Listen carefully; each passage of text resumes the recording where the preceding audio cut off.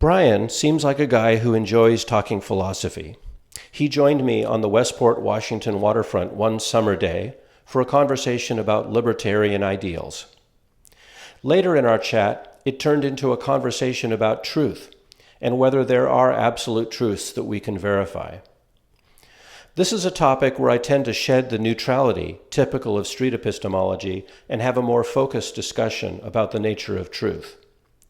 I try to keep it about working collaboratively with my conversation partner to explore the foundations of their beliefs.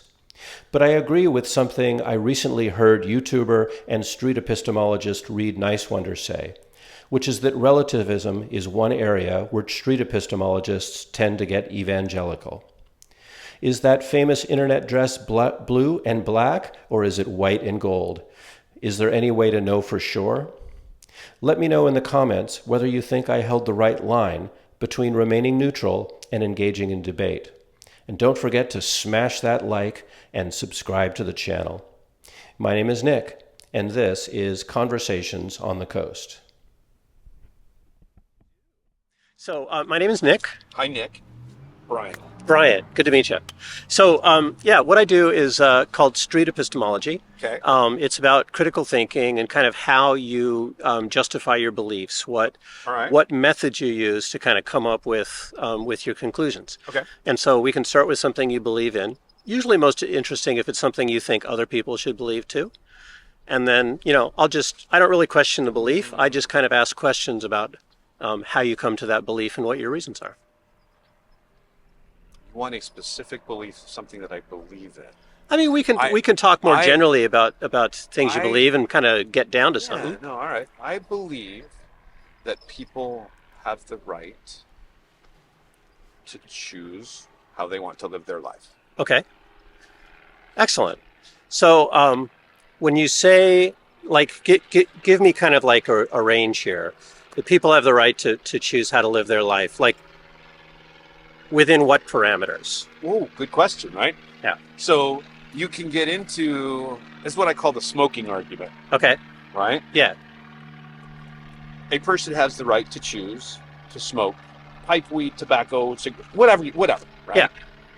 And that's their choice to make. Yeah. And it stays their choice to make in as much as it's their sphere of freedom. Mm-hmm. But when their sphere of freedom starts to impact someone else's sphere of freedom, now we have a conundrum, right? Okay, sure. So if we'll take an extreme case. Let's say I'm allergic to tobacco smoke. Yeah. Right. Something a little bit absurd, but right. My right to have clean air mm-hmm. now conflicts with someone's right to choose to smoke. Yeah. Where does the line get drawn? Sure. It has to be somewhere. Yeah. Does it default to someone who gets negatively impacted by someone else's choice mm-hmm. versus arguably what's a vice? Yeah. I think it kind of should go towards the vice side of things. Like, no one's saying you can't smoke, period, but yeah, maybe you can't smoke inside of an airplane anymore. Sure. Something like that. Yeah. Okay. How do you decide where that line is?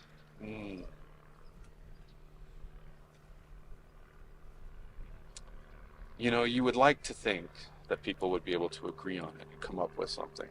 But clearly, well... You'd like to think, wouldn't you? Well, but you can also go back to a benevolent dictator concept, right? If there's one person in charge and they're generally a good person with good critical thinking skills, mm-hmm. take a look at angles, right? They'll mitigate that and it becomes binding, right? Which is why if you have kingdoms with benevolent and intelligent rulers, you have a pretty prosperous kingdom. Mm-hmm. But it goes sideways so fast. Sure. Once corruption sets in. Yeah. So how do you decide what those lines are? Well, everybody's right to exist should be pretty much granted. And then if you are making conscientious and voluntary choices that will negatively impact others, those are the ones that should have some guardrails on them. Okay. Everybody needs to breathe. Yeah. This was a smoking argument again. Everybody needs oxygen. Everybody should have a choice for as much clean air as is reasonable to get. And if you're choosing not to have clean air, your choice, but maybe you have to do it in a more restricted fashion. So I noticed that your kind of core to your argument is this idea that people have. Let's stick with the smoking. I think the smoking thing is a good example of that, right? Why do you believe that people have a right? What does that mean that they have a right to breathe clean air? Inherent in their existence is a reasonable argument to continue to exist. Why? Does it matter? Well, I mean, if insofar as it justifies your beliefs, like if let's put it this way, like how confident are you that people have a right to their own existence? Like on a scale of 0 to 100.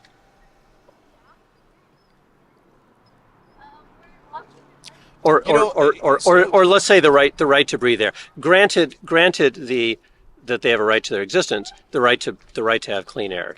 I think the problem with that question is the counter argument that goes with it. In that you're asking, how do I know that people have a right to exist, versus that counter argument is now, who doesn't have a right to exist? Okay. Well, that requires a judgment call. So. Well, could be. So, I mean, I think you're getting to that idea that there's a judgment call. Yeah. So I'm going to flip around that thing and say, I'm not going to really go and say, in a general course of action, everybody has a right to exist, and nobody really should have a right to not exist by default. They may choose of their own will and volition not to exist, or to impact that. Yeah. But as a default starting block, if we don't start with everybody has a right to exist, it's a pretty dark society. I mean, at that point in time, we were living in that's not just feudal, that is fear and loathing. Well, if the reason I ask that is, going from the point of view of epistemology and how do you form your beliefs, if you have things resting on the thought that people have an innate right to exist, if somebody could demonstrate to you that people don't have, or if you could become convinced that people don't have an innate right to exist, now what happens to the beliefs do you still believe the beliefs that are on top of that? Ooh. So do you still believe now that people have the right to oxygen? Or can you just go and now blow your smoke in their face or smoke on their airplane? Well, once you are able to convince someone that they are violating that and it's good for some and not for others, then you get some very, what's a good word for that? You get some very Old Testament style decision-making trees. Okay, sure, right? Sure. You get some very current and constant, there's some conflict going on over in the Middle East right now that is basically that argument, in that if you talk to the majority of folks, they're all going to be like, everybody has a right to exist. Unless they're of this caste or this nation or this descendancy. And that's a very, very, if it's not universal, then it becomes very, very harmful, because you no longer involve a critical thinking part with that. Like, well, they don't have the code ring. They're not wearing the code ring on their left finger with the 5th month of the 20th cycle of and now you justify atrocities. So why do you believe that everybody has this innate right, as opposed to the people with the code ring? How do you know that? Because the opposite is terrifying to me.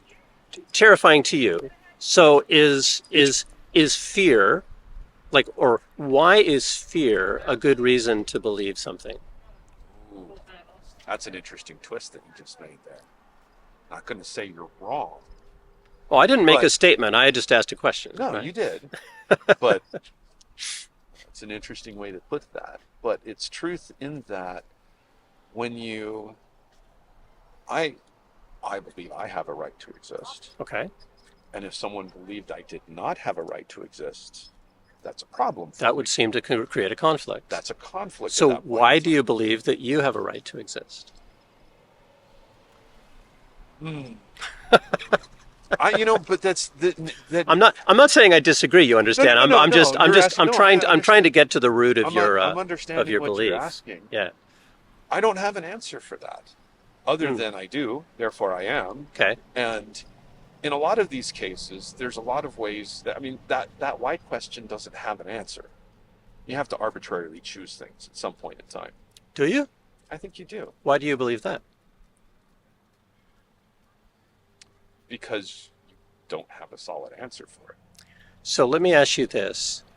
Is You there can't- you is there can't- anything you couldn't justify by making an arbitrary decision? Hypothetically, no.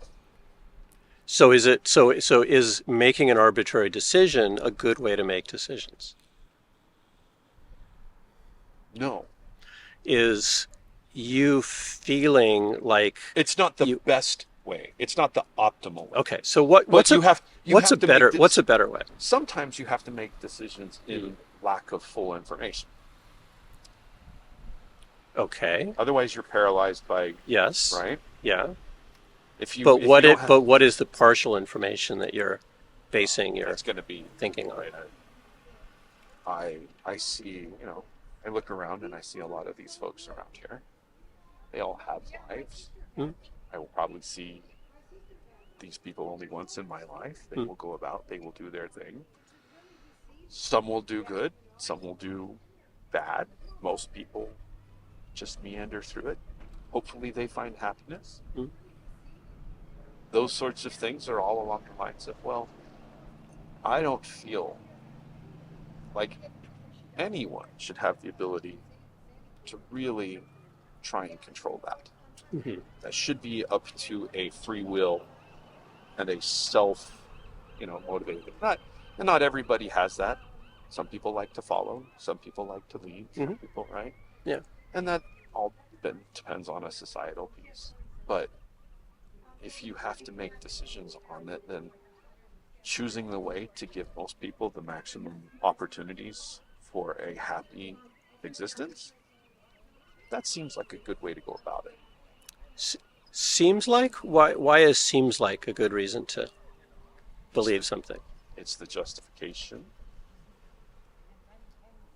to be made in lack of solid personal evidence. What do you think underlies those feelings? Like, I get that you have a very strong sense of things that are right, of right and wrong. What do you think underlies that? Where does that come from?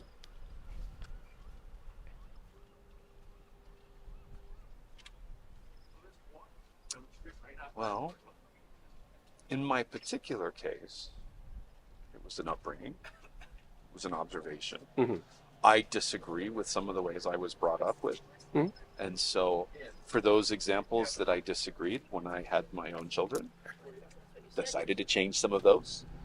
But it ends up being a permutation and evolution on, a previous thing. I'll take the things that went well and try to recreate those, and the things that I didn't like as much, I try and change that. So, But why? if you look across all the things that you were raised with, what were the reasons that you chose some things and rejected others? Some of them you could say were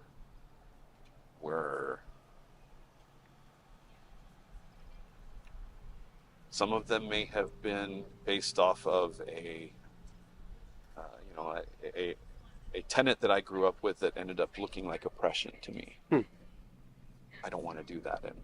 I don't believe in that. Yeah. I feel like that was not good. And when you present decisions to people and then you either gaslight them or strongly suggest or do this, is that really a choice? Especially if, say, it's an inexperienced individual, say it's a young person. Sure. They're still figuring things out. Yeah. You have to do it this way or not. Sometimes you're like, hey, you can't run out in the road when a car's coming. That's bad for you. You don't really want them to test that. Sure. So you may like, Joe, I'm not going to allow that. So why don't you allow kids to run out in the road? I feel that would be a preservation of their life to not get hit by a car and or me, or to be unhappy. You know. Okay. But And by why? the same time, right? Yeah. You can do that to a certain extent, but you have to be careful with it. You can't make rules for everything. You can try, but the more you try to define it with a rule and an enclosure, the more you're going to find a rebellion somewhere. And so there comes the critical thinking that comes into it. Mm-hmm. Give them opportunities to critically think. Yeah. A lot of times, I think you have to let the kids fail in as safe an environment as you can let them fail. Yeah. So that they make mistakes on things that aren't life-threatening. Yeah. So how would you teach these principles to your kids? Like, what would you instill in them that would buoy up these beliefs, other than so that when they're your age, they're not just saying, well, I do this because my dad said so. Mm-hmm, mm-hmm. Well, I mean, your critical thinking skills are ones where you take what you've been told, take all the information you've received over however long you have the opportunity to remember them, Sure, and say, is this still the right decision? Yeah. Right? There are a lot of things that aren't always going to be right. Yeah. Based on the situation. There are no absolutes that are always or never. Sure. Well, and this is why it's important for us to have good principles to come from to determine this. So what is the principle that allows you to choose? I What is- personally try. What method can we use to test whether those things are right or not? Live and let live is probably one of the stronger beliefs that I have. Mm-hmm. Because but again, we're looking for what underlies this, right? So, I think but a lot of it ends up being example. Yeah. Right. Sure. If I have a set of tenets and I live them, and this is it's a separate conversation of what you may espouse to belief and what you actually act on and have as a belief center, right? Yeah. And you are doing well, you interact well with others, you set an example, you get along, you help maybe mitigate problems, people enjoy being around you. Mm-hmm. People tend to emulate, follow, and put together things that they have that are good examples. Okay. What makes that a good example? Perhaps they are happy. But you can also be happy and be a complete douche. Yeah. Right? You can be unethical. You can be immoral. Yeah. And maybe immoral is a bad word because that's. Let's use unethical and/or. Yeah, let me throw out a couple of names of people who are role models for a lot of young men. You know, strong, upstanding, apparently successful guys. Ben Shapiro, Andrew Tate. How can I, as a disinterested observer, how can I distinguish and choose your principles over, say, Ben Shapiro's principles? You're both people who are following your set of principles. Sure. You are having a successful life. Sure. What's the method I can use to distinguish between what you have to say and what Ben has to say? Uncle Ben. Maybe you look at them for the impact they have around their environment and the kind of behaviors they inspire. If the behaviors that are being inspired are tending to be more towards, and I don't really want to use this word, but let's go with forceful and/or you have to do this way because I said it was. That's probably something we start to question then, because the critical thinking there. But why? Because it tends to lead to cult behavior. And why? What's cult behavior? And why is cult behavior bad? Let me define cult behavior. So cult behavior is behavior that happens in the absence of critical thinking. Okay. Right? So it becomes the sheep herd mentality, right? This dude's doing it, we'll all do it, it'll be fine. And humans like to flock together. Flock? We like to gather. Sure. Right? We're pack animals. In that we appreciate being in circles. Some people appreciate only 3 or 4, some people want 50, 100. But is it just appreciation? No, I think there's something pretty inherently satisfying about interacting with others around you. Now, I'm a bad example of, I am an example that is rarer in the populace because I enjoy being around larger numbers of people. Okay. And I find it energizing. Yeah. I enjoy talking to people. Mm-hmm. You'll notice my wife has wandered off. She has zero interest in that. This looks like a shopping opportunity, I'm sure. I am enjoying a sunny day, and honestly, I have nothing else to do. I knew what's up and down the shop, so but I don't mind a good philosophy set either. Yeah. And it's the things that I try to instill in the kids is like, just because I say it doesn't make it right. You have to go through this, but if what you does harms someone else, that's probably not correct. Yeah. If you are teaching someone something that they are better simply because of a genetic factor or where they've lived, or even to a certain extent, a belief process, you have to be careful. That doesn't inherently make them bad, but it does put on blinders to behavior. At some point in time, you're going to say, well, I'm part of this group, and we're amazing because we put it together. And we all think exactly the same way. Yeah. See that dude over there? He wears different color shoes. We all know we're supposed to be wearing blue shoes. Yeah. He's got some bright red ones on. I don't like bright red shoes. Yeah. So let's ostracize it. There's a critical thinking part that goes there. Well, so why is that bad? I don't want to put words in your mouth. I think I see where you're going with the whole conversation, and the question is, why is it bad to ostracize the person with red shoes? You then create an individual that you are now oppressing. Oppression in general is and why is that bad? An oppression is a negative thing in that you are no longer allowed to express yourself. Why is that bad? There's no freedom then. Why is that a problem? Freedom of choice is an important piece. This goes back to the smoking argument. Why is that a problem? A populace that feels it doesn't have freedom will rebel. Okay. Sometimes violently. But it also breaks more people that it inspires to action. You will cause depressions. Okay. There's a lot of self-harm that comes out. I think that if we... But let's look at this like in terms of you.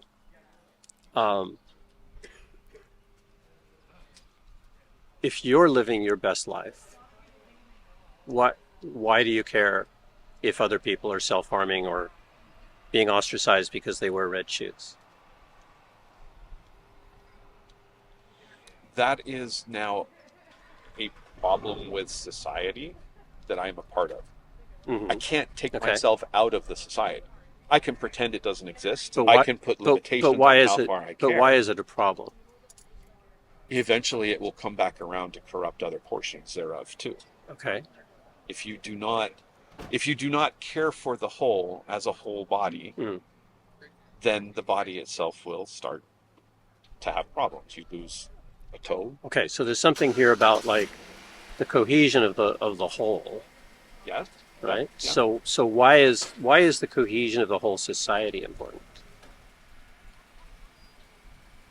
We don't live alone. Okay. You don't really have a choice. I mean, you can be a mountain man in Montana if you like, and you can pretend that there's no one else around. Yeah. And in fact, you might be able to go a whole year without seeing another human. But you are still part of that fabric. You've removed yourself a lot from it. Yeah. So what's the implication on you? For that person? Clarify your question. Well, you were saying that you're part of the fabric of society. Sure. Right. So if things happen to other people in the society, what's the implication on you? Well, for a lot of it, it has zero implication. Other than... So why is it important to protect? Right. At some point in time, it might. If it gets to... Right. A one-person problem isn't that big of a problem. You could ignore it. But what happens when that one person becomes 100%?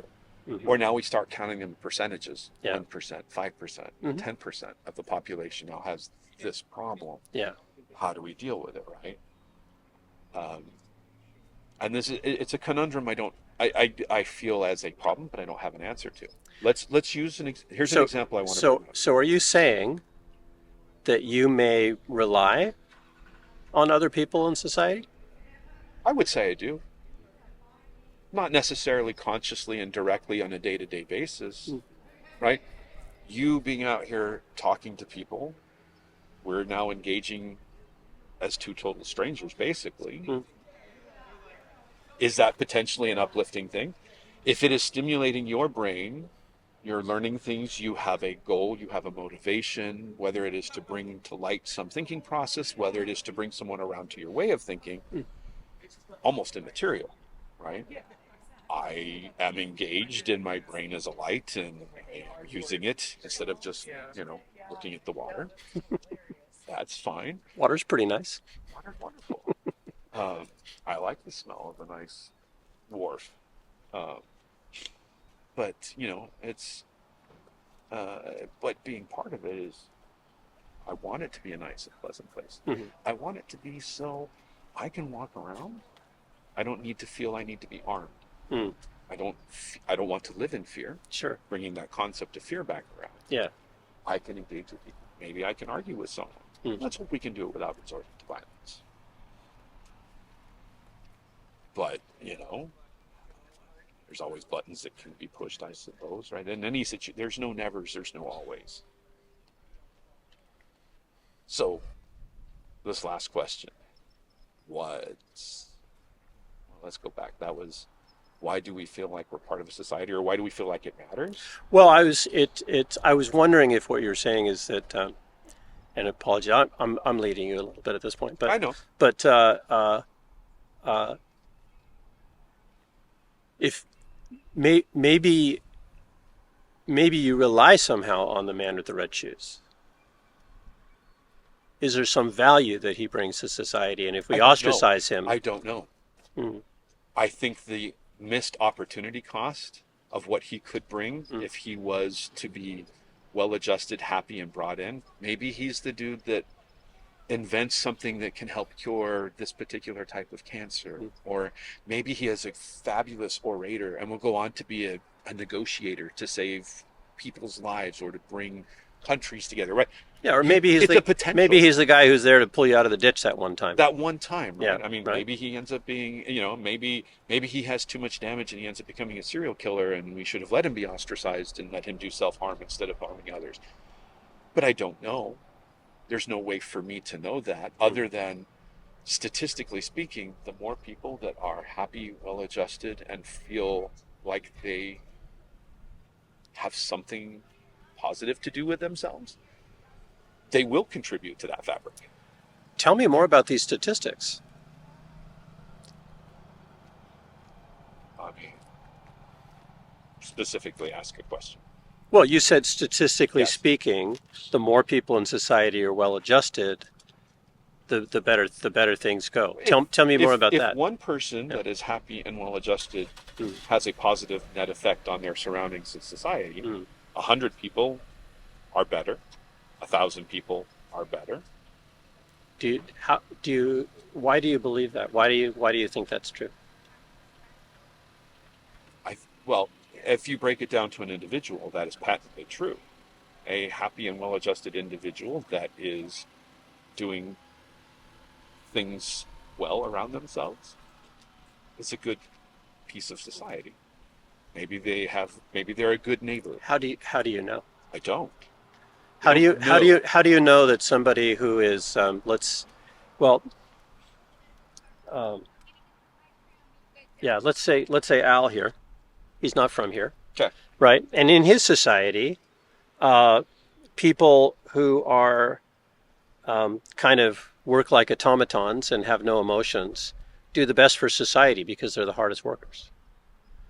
So how do I, as a disinterested observer, make a judgment between what you're saying and what he's saying? That's not just a judgment call on my part. No. How can we test to see whether Al's method or your method work best for humanity? I don't know that it necessarily matters. Really? In that. Well, let's say Al is saying humans should be like this because that's how it works on his planet. So how can I tell which of you has the right answer? Is there any way we can test? You mentioned statistics, which was really interesting, and I was wondering where those statistics came from. I was making a generalization based on a personal observation of people that are happy and well adjusted, making positive contributions to their surroundings. Okay.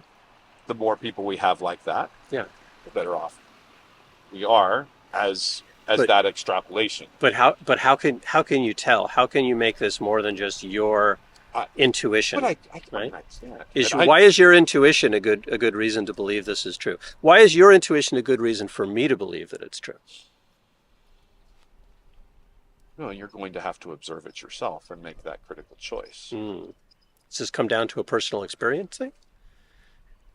I know people who believe all kinds of things based on their personal experience. Personal experience is an important portion of making judgment calls. It's very true.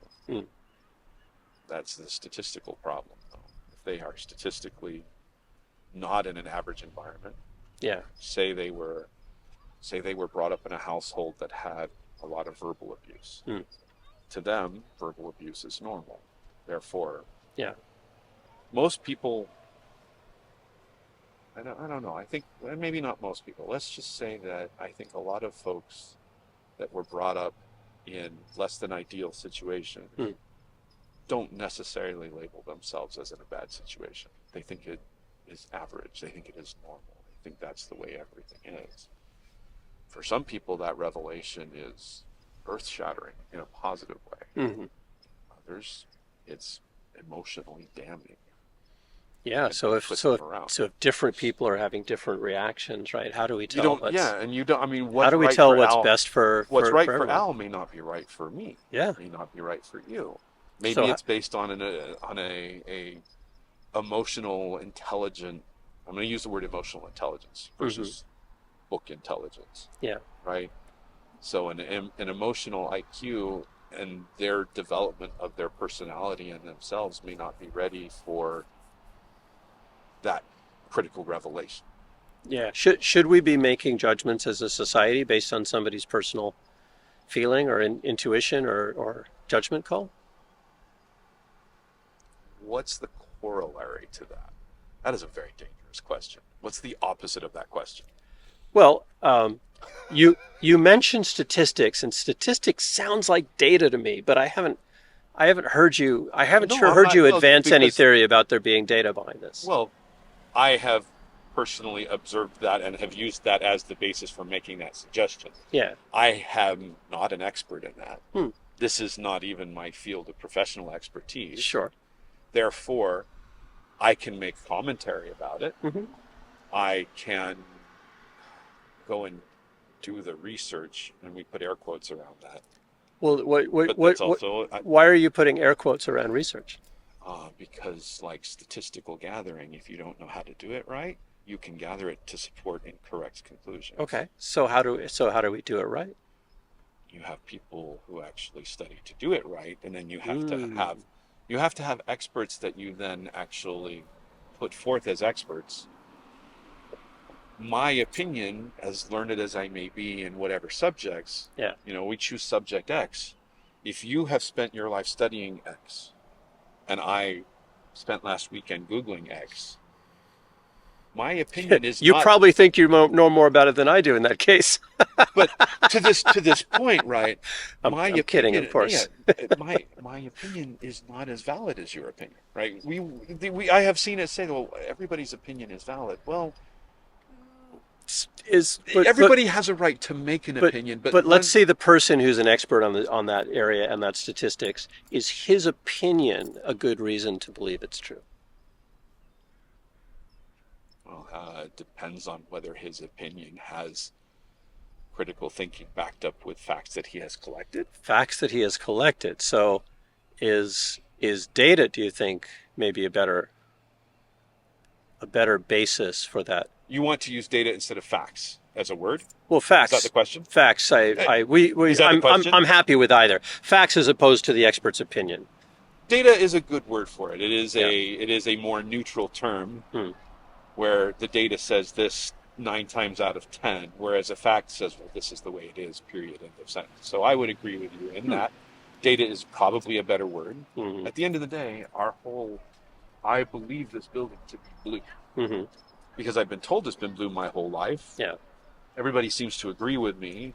Do we have to rely on you and these other people's opinions? No, if you wanted to turn around and call it alley, you could do that. I mean, is there a way that you can determine without error that building is blue? Like how TSD Sonic like with that early. Based on a definition of blue? Sure. Sure. Color is a perfect example of it's an opinion. We can.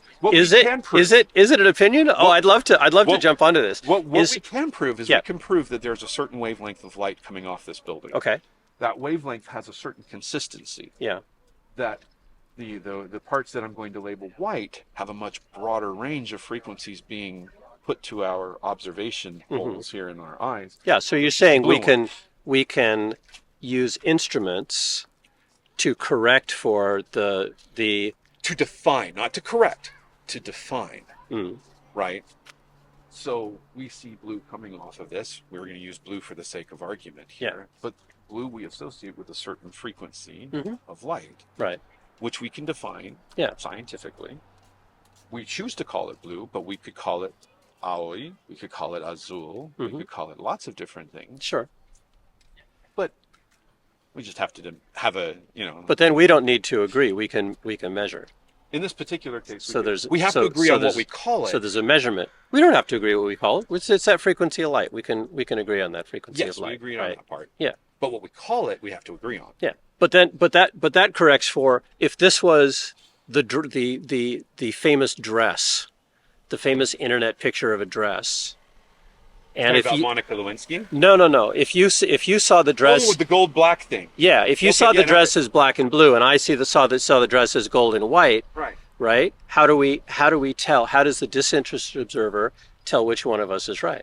We would want to use an instrument to measure the frequencies You'd and solve the use problem. them. You'd figure out, exactly what those pixels were called, Right. right? So you can do that. Yeah. So there are independent facts that transcend our opinions, right? Yes. It is a fact we require oxygen in order to continue to function. Sure. That's not an opinion. Yeah. If we deprive myself of oxygen, I will expire. Mm-hmm.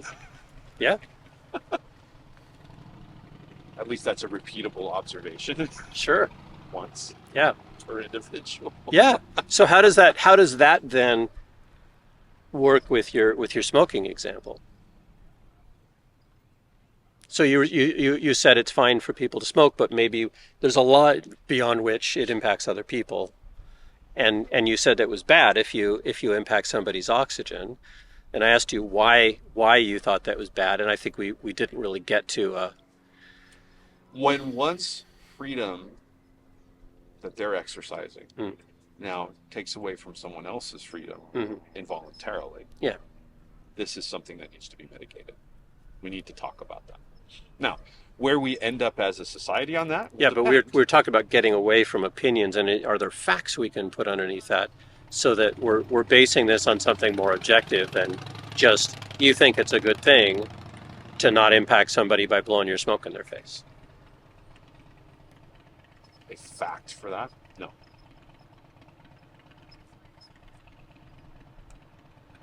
Okay. Because a behavior is an opinion. And what? Give me some. Lemon? Well, the missus is back and the ice cream is back, so maybe that's a good place to wind it up. Really good. But it's been a good conversation. Absolutely. Think about it.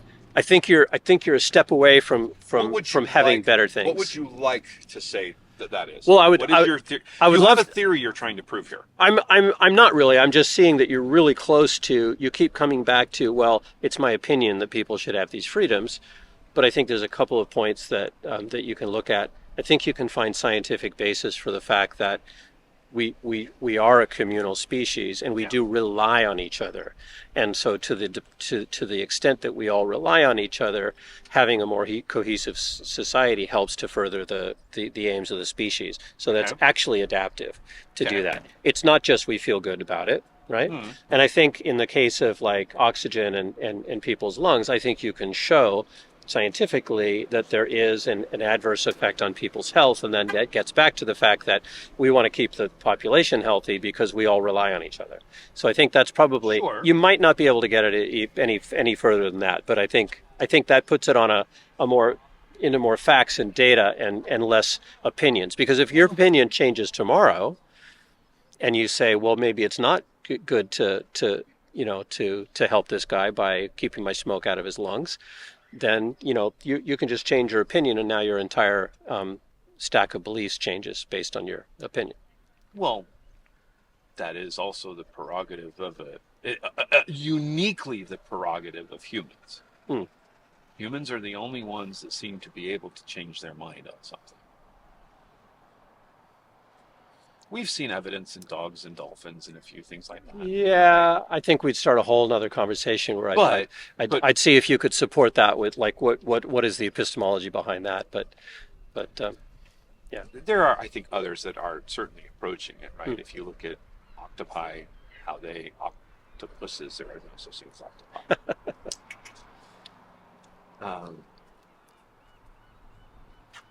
But I mean, I also support the right for people to make their own decisions, even if it is to their own self-detriment, right? Maybe another good example is motorcycle helmet laws. There are some states that require them. Yeah. There are some states that don't. And on one hand, you argue, this is my life. I can do what I want with it. And I want the wind in my hair. And the other one is like, if I happen to fall down, I want a chance at surviving, right? And a lot of these folks argue that, well, it's just my life. I get to make that choice. Okay. What if the motorcyclist runs into your car while you're driving? Lots of things, right? I mean, how does that affect the EMT personnel that have to come and clean your brain bucket up? There is a lot of trauma involved in things that people, especially, have to come and clean up after other messes that have been made for whatever reason. Goes back to that fabric of society. So someone with a head wound, their children may now spend the rest of their lives taking care of them. Something like that, right? There are many far-reaching impacts of how that impacts, no pun intended. Yeah. But is the seatbelt law the right thing? Should I have a choice not to wear the seatbelt? I should have that choice. Should I be making that choice on a regular basis to not wear the seatbelt? No, that seems like a pretty patently provable bad idea over long term, right? But do I support that? I don't think that they should, but at the same time, I also don't feel like there's some things we can't force on others, right? In the smoking argument, once again, I don't really want to force someone not to smoke in that corner, but I also don't want him, while he's smoking, to force someone next to him to be smoking. Yeah. That seems like the greater negative impact. Therefore, let us err on the side of care. Yeah. Another pun. I like it. Cool. All right. Brian, wasn't it? Yeah. It's been a pleasure. So yeah. Where So there's a QR code there that'll take you to the podcast. It's on YouTube on a channel called Sound Epistemology. Okay. And what is your goal? So there's two things. There's a goal for me, and then there's a goal for the greater society. Okay. For me, I want to become really, really good at having these kind of conversations. I want to be able to have really civil conversations with people who I may or may not agree with. Sure. I want to be able to help people, kind of guide people in their thinking. Okay. And then for the greater society, I believe that if we, the way we support our decisions changes the way we act, and we're all affected by the way each other act. We're coming up right now on an election that a lot of people believe is really, really important, and the outcome of the election is going to be based on how people make decisions and how they support their decisions. And so I believe that if people have better foundations for their beliefs, whatever those beliefs are, I don't necessarily care, but I want them to be making those beliefs based on sound epistemology. I feel like if you are successful in your mission, we will have more people making rational choices versus Kool-Aid choices. Could be. Could be, but we have a better chance at least of, if people are aware of the reasons that Rational they, conversation and yeah, a rational choice. yeah, Yeah, I would yeah. agree with that. You would be amazed, maybe at the conversations I'm having with people on both sides of the political divide. And they all have very rational things to say about the way they're making those decisions. It's just some people they're all looking at a subset of data. And Yeah. so they're all, they're saying, well, I choose to make my decisions based on these facts. Like, okay, well, based on just looking at those facts and ignoring all this over here, you're actually sounds like you're making the right choice for you. I look at these facts over here, and these cause me to think it's another. So I'm rather impressed with how the left and the right, some of them seem to be thinking, quote unquote, clearly, but they're looking at completely disjoint sets of facts. It seems like, which is interesting to me. There was one observation that I noticed, that there are some people who seem to be more wired to be self-preservative versus to be more proximity aware, and that seems to guide a lot of decision making. Yeah, it seemed to me for quite a while, and I haven't seen anything to really disabuse me of this so far, that that right wing ideology, for lack of a better word, seems to be driven on the primacy of the individual, whereas liberal ideology seems to be based on the primacy of society. Personal sacrifice for society is good, and those seem to be somewhat irreconcilable, and that seems to me to be a lot of what's going on. One of the questions I like to ask someone when that kind of topic shows up is, I like to ask people, what would you like to do with the damaged individuals that have abused meth? These individuals, they're no longer capable of rational thought. Yeah. What do you think should be done with them? Are they to be locked up for life, and we will just pay for them to live in a tiny cell? Are we to let them run free, and then every time they do damage, either to themselves or they steal or it gets worse, right? Now society has to bear that burden again. Yeah. Or do we find something somewhere in the middle, right? Do we, and I like to watch that particular reaction, because nobody on either side likes to say, that dude needs to be removed from society. There's a few that they will, but not in general. Like, so you want to take all the homeless and round them up, and what would you like to do with them? Well, it's always not in my backyard. Yeah. Right. But, okay, well, whose backyard? Not my problem. Okay, but it kind of is your problem. So how do you want to solve this problem? Think long enough to actually go through and say, look, you can't keep putting this in your neighbor's backyard, because that's kind of a dick move. Yeah. How are you going to solve this problem? Think about it. Yeah. You don't want to pay to lock them up. Is there a way to put guardrails around their behavior and give them an opportunity to be productive when they're within their own sphere? It's not something we've really looked into in this country. Yeah. And in most countries, those are considered throwaway portions of society, and yet it impacts everything around us. But that's my favorite argument for, please tell me how you would treat this individual. This individual is no longer capable of being completely self-responsible, because his frontal lobe has been fried by the drug. Yeah. What do you want to do with him? You want to line him up against the wall? Because that's an evil society, and you claim not to be an evil person. But if that is your proponent, you really need to think about what you've defined as morality. Yeah. And that creates a lot of... Suggestion. Next time this comes up, try it a little bit differently. Say, imagine you had your mind ruined by meth. How do you want people to treat you? Yeah? Well, I would never make that choice. You got roofied. A lot. It's an addictive drug. Somebody slips it into your carne asada. And once you've started, it's just... All right, go find that wife of yours. Cool. That was enjoyable. Thanks a lot, Brian. I wish you luck in this. Thank you. Yeah, I see where you're going with follow the podcast. You've been listening to Conversations on the Coast, a series from Washington State featuring civil conversations using street epistemology to explore what people believe and why. Find out more at streetepistemology.com.